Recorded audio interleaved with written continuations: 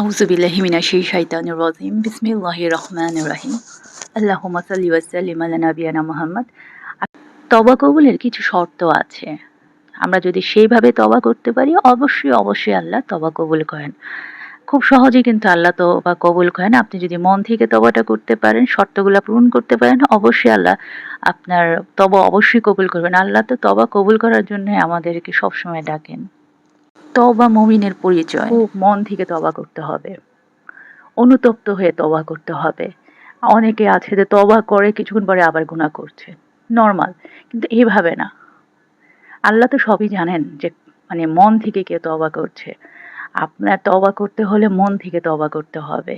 আর অবশ্যই সেই তওবা আল্লাহ কবুল করেন। আল্লাহ তো বলেছেনই, তুমি দিনে গুনাহ করো, রাতে ফিরে আসো, আমি তোমাকে মাফ করে দেব। তুমি দিনে গুনাহ করে রাতে ফিরে আসো, আমি মাফ করে দেব। তুমি রাতে গুনাহ করে দিনে ফিরে আসো, আমি তোমাকে মাফ করে দেব। এর মানে হচ্ছে আল্লাহ যখনই তওবা করবেন আল্লাহ তখনই মাফ করে দেবে। অনেকে ভাবে যে আমি অনেক বড় গুনাহগার, আমার তওবা কি কবুল হবে? অবশ্যই হবে। আকাশের সমান গুনাহ আল্লাহ মাফ করে দেন। আকাশের সমান। এত গুনাহ করা কিন্তু আমাদের পক্ষে কখনোই সম্ভব না। সমুদ্রের সমান পানির মানে সমুদ্রের পানির সমান গুনাহ আল্লাহ মাফ করে দেন। এত গুনাহ করা কিন্তু আমাদের সম্ভব না। আল্লাহ কিন্তু উদাহরণ দিয়ে বুঝিয়ে দিয়েছেন, তুমি যতই বড় গুনাহগার হও না কেন, তুমি অনুতপ্ত হয়ে আমার কাছে ফিরে আসো, আমি অবশ্যই তোমাকে ক্ষমা করে দেব। আর আমাদের সবসময় মানে তওবা করতেই হবে।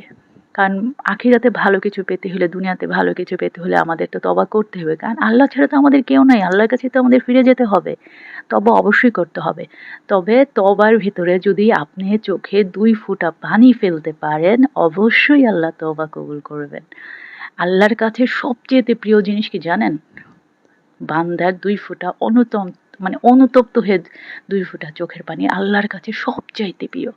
আর জিহাদের মাঠে ২ ফোঁটা রক্ত।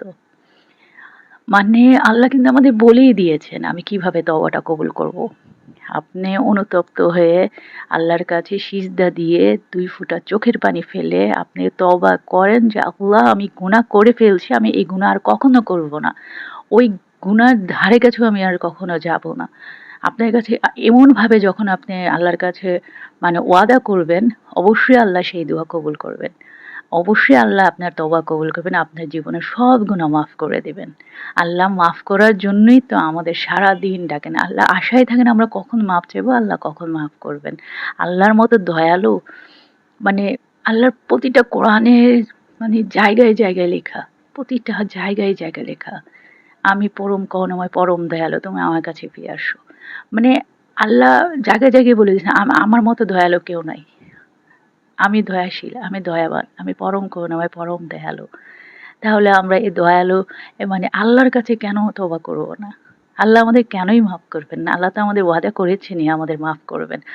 কখনোই গুনাহ করে কখনো ভাববেন না যে আমি অনেক বড় গুনাহগার, আমার তওবা কবুল হবে না। অবশ্যই আপনার দোয়া কবুল হবে যদি আপনি ২ ফোঁটা চোখের পানি অনুতপ্ত হয়ে ২ ফোঁটা চোখের পানি ফেলেন, আল্লাহর কাছে ওয়াদা করেন আমি আর ওই গুনাহ কাছে ফিরে যাব না। আর যদি ভুল করেও ফিরেও যান না, আবার তওবা করেন। ইনশাআল্লাহ আল্লাহ মাফ করে দিবেন। আপনি যতবার তওবা করবেন ততবারই আল্লাহ মাফ করে দিবে। কিন্তু আমাদের নফসের মানে সেরকমভাবে করতে হবে, শয়তান আমাদের তো না মানে খারাপ কাজ করার জন্য মানে করবেই। তো আমাদের কিন্তু সেখান থেকে ফিরে আসতে হবে। আপনি যখন দৃঢ় বিশ্বাসভাবে আল্লাহর কাছে সাহায্য চাইবেন, আল্লাহ আমাকে তুমি এই পথ থেকে সাহায্য করো, আমি যেন এই পথে আর ফিরে না যাই, অবশ্যই আল্লাহ আপনাকে সাহায্য করবে। আল্লাহর উপরে আপনার তাওয়াক্কুল করতে হবে। আল্লাহর কাছে আপনি যখন চাইবেন, আল্লাহ আমি এই গুনাহ আর করতে চাই না, আমি এর কাছে আর ফিরে যেতে চাই না।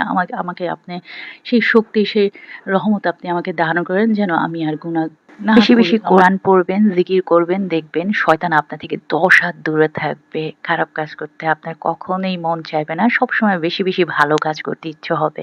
সেজন্য আমাদের কোরআনের সাথে থাকতে হবে, তাসবিহর সাথে থাকতে হবে, আল্লাহর জিকির সবসময় থাকতে হবে। তাহলে ইনশাআল্লাহ আল্লাহ সবসময় আমাদেরকে ইনশাআল্লাহ সাহায্য করবেন। আমার ভিডিওটা যদি ভালো লাগে অবশ্যই আমাকে সাবস্ক্রাইব করে আমার পাশে থাকবেন। আপনাদের মতামত আমার অনেক বেশি প্রয়োজন। অবশ্যই আমার ভিডিওটা এখনো যারা দেখছেন অবশ্যই একটা কমেন্ট করে যাবেন, আল্লাহু আকবার লিখে যাবেন। আল্লাহ সবাইকে ভালো রাখুক। আর সবার জন্য আমি মন থেকে দোয়া করি। আমার জন্য সবাই দোয়া করবেন। প্রতিদিন অবশ্যই ৫ ওয়াক্ত নামাজ আর কোরআনের সাথে আপনি সময় পাচ্ছেন না ১০ মিনিটই কোরআন পড়বেন। প্রতিদিন ১০ মিনিট হলেও কোরআনটা পড়বেন আর জিকির করবেন। ইনশাআল্লাহ দেখবেন আল্লাহ সবসময় আমাদেরকে সাহায্য করবে। সবাই ভালো থাকেন। আল্লাহ হাফেজ।